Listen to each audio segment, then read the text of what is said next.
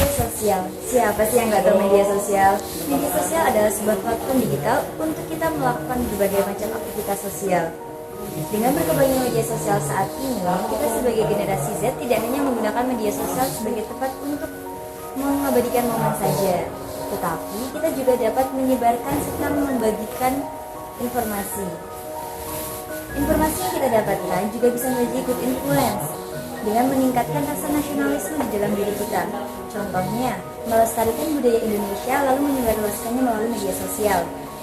Adapun bad influence-nya, yaitu dengan mengikisnya rasa nasionalis di dalam diri kita.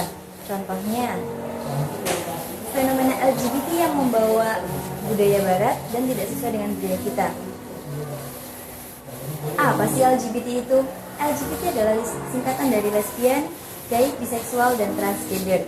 Sebutan ini ditujukan untuk melingkupi banyaknya orientasi seksual dan banyaknya identitas gender.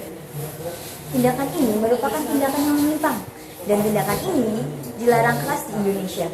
Larangan ini terdapat pada UU KUHP Pasal 292 mengenai larangan LGBT, UU Nomor 1 Tahun 1974 mengenai larangan menikah sesama jenis, dan UU Nomor 23 Tahun 2006 mengenai administrasi kependudukan. Tindakan ini apabila kita sebarkan melalui media sosial dapat secara perlahan-lahan dapat mengikis rasa nasionalis di dalam diri kita. Lalu, mengapa tindakan ini dapat mengikis rasa nasionalis di dalam diri kita? Tindakan ini dapat mengikis rasa nasionalis di dalam diri kita karena tindakan ini tidak sesuai dengan nilai dan budaya ketimuran yang ada di Indonesia, serta tindakan ini menyalahi nilai dan norma agama yang ada di Indonesia. Dari data yang kita cari, bahwa penggunaan sosial media kini sangat luas dan bahkan mudah untuk mengaksesnya hanya dengan handphone.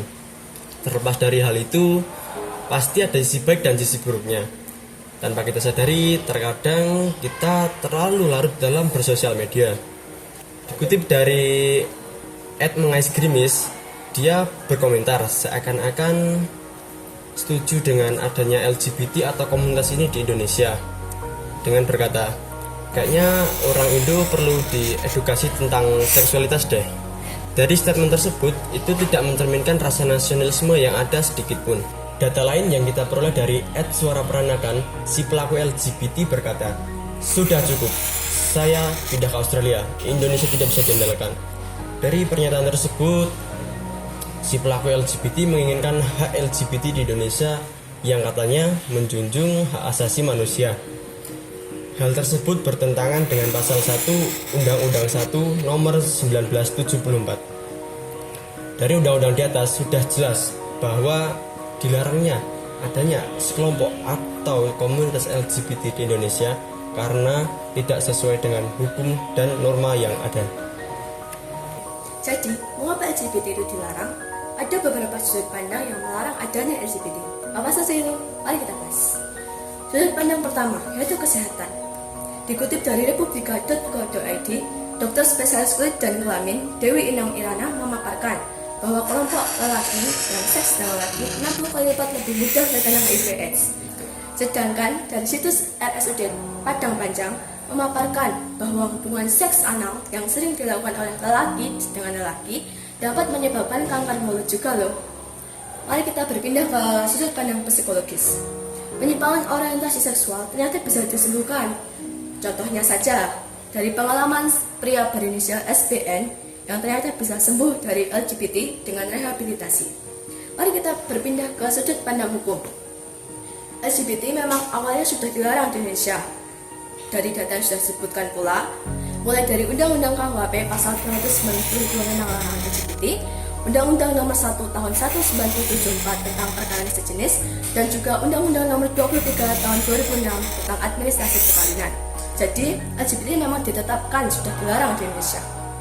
Faktanya, dikutip dari fifa.co.id, kaum LGBT bukanlah termasuk klasifikasi hak asasi manusia.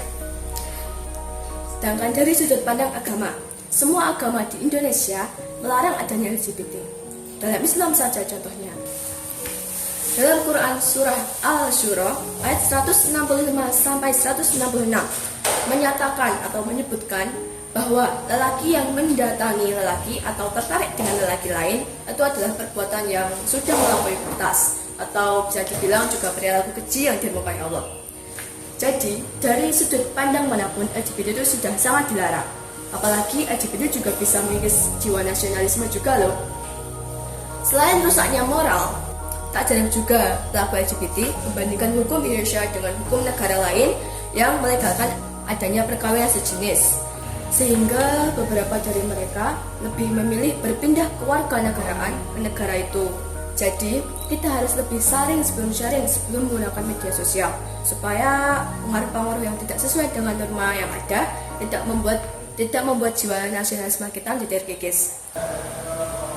So, sebagai generasi Z, kita harus lebih saring sebelum sharing dan bijak dalam menggunakan media sosial.